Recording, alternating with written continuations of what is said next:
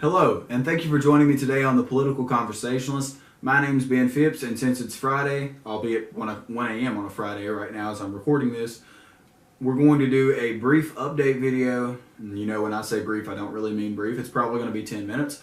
I'm going to do a brief update video on this week in U.S. politics. You probably knew that by the title. Anyway, I've picked 4 of the, in my opinion, biggest stories going on in politics. Biggest, most impactful stories, really 3 that are big and impactful and 1 that's just kind of hilarious. So let's go ahead and get started. I have them written down in my journal here. The first one, North Korea. So North Korea and the U.S. are closer than they've ever been when Donald Trump and Kim Jong-un held their meeting. However, we haven't seen any repercussions from that, positive or negative. So according to CNN, according to multiple news sources, according to a North Korean diplomat, which is their source that they named, North Korea is going to begin releasing the remains of U.S. soldiers who were killed in the Korean War. And that's a very important thing because we can finally give them the proper burial. Those families can finally get closure.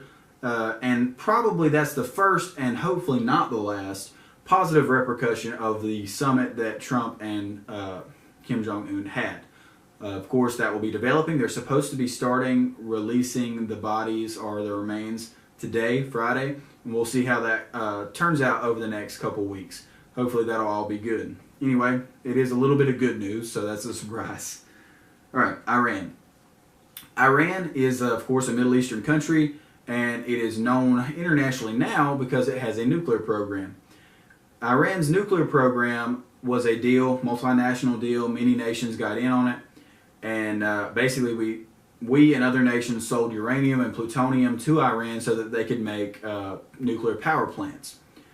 The deal was that they could also be inspected at any time. However, the inspectors in the fine print, so to speak, of that deal had to be from Russia. So really we were all trusting Russia. Every nation on the deal was trusting Russia to properly investigate Iranian facilities and to properly report. And Trump took issue with that. So Trump pulled out of that deal. And of course pulled America out of that deal with him. And when he did, he reimposed a lot of sanctions that were on Iran to begin with. And Iran is, of course, upset about it because it's hurting them economically. Now, the leader of Iran made a very roundabout threat about pulling a tiger's tail or pulling a lion's tail and all kinds of things like that. Just made a very flippant, off-the-cuff, roundabout threat to the U.S.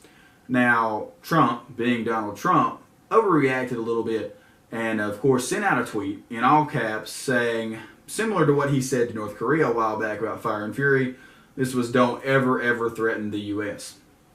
So, I don't really have a problem with him telling people not to threaten the U.S. Maybe he shouldn't be tweeting it, regardless. Of course, that inflamed some Iranians even more, and an Iranian general responded with, if America starts a war, Iran will be the one to finish it. Iran has been around for millennia, and America's only been around for a couple centuries. Of course, I'm paraphrasing there, but the threat is, of course, there, and it seems like at least some people in Iran believe they can win a war with the U.S. Here's my brief analysis of it, so this is going to be an opinion part of this video. What does it matter what the leader of Iran says? What does it matter what a general in Iran says? Sticks and stones. People are going to say what they're going to say. They're trying to incite the U.S. to act out of character so that the international scene will get upset at the U.S.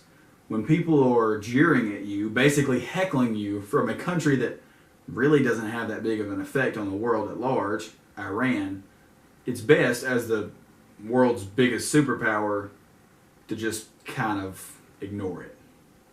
Sticks and stones. Thirdly, Pastor Brunson. Now, Pastor Brunson, I don't know him personally, but he is from my home state of North Carolina, and he actually currently lives in Turkey. Now, there was a failed coup, of course, an overthrow of the government in 2016 in Turkey, and the president of Turkey, Erdogan, he imprisoned lots of people he thought, not him in particular, but his administration, imprisoned lots of people he thought that were in cohorts, in cahoots, that helped plan, helped execute this coup, and there were just thousands of people. I believe over 40,000 people have been arrested. Many of them were also journalists and reporters and things like that. So it was already kind of shady from the get-go. Now, they've also arrested American Pastor Brunson. Pastor Brunson was, of course, charged, like all of them, with espionage and spying and all that kind of stuff, plotting to overthrow the government and treason. And he lives in Turkey normally. He has a church in Turkey. He tries to spread his evangelical gospel there.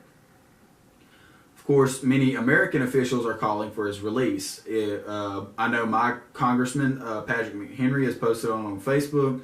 I believe some senators have posted about it on Facebook and have signed some letters and things like that. And then now the president himself, Donald Trump, has said that they need to do something to release Pastor Brunson. And so far, they have removed him from prison and put him on house arrest, but he's still not allowed to leave the country. Many people aren't saying that's not enough. Now, just think about this, not just in today's world, but let's think about this 60 years ago. A missionary, an American missionary, is held by the government of another country in prison for treason and espionage, but no evidence has been shown that would even warrant an investigation in America. No evidence at all has been shown. Yet they're holding captive an American pastor. 50, 60 years ago would never have worked. That would have been the start of a war. Nowadays, we're going to argue about it. Nowadays, we're going to tweet about it. Nowadays, we're going to send letters. So, interesting to see how the world has evolved, but nonetheless, hopefully he will get released. There are, like I said, over 40,000 people have been arrested in Turkey. Many of them, although the administration officially says that they were all involved with the coup or they were all involved in treason or espionage, many of them have no evidence against them and have just been imprisoned and their lives have been completely upended.